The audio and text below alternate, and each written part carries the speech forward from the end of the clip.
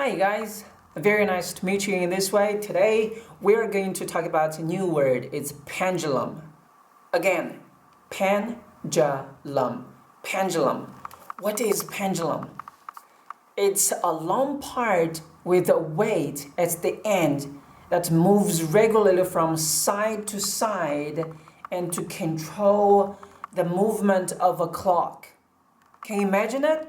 Alright, let's say that again.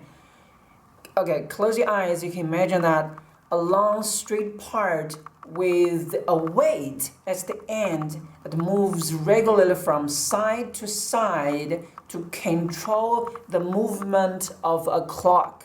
This is a pendulum. Let me give you an example.